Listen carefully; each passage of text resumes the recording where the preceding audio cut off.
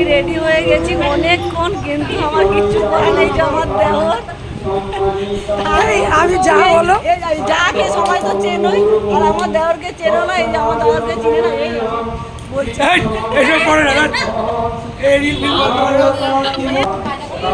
এরকম। আমার ননদ এসছে আজকে, কালকে একটা আলাদা লুক ছিল, আজকে একটা আলাদা লুক।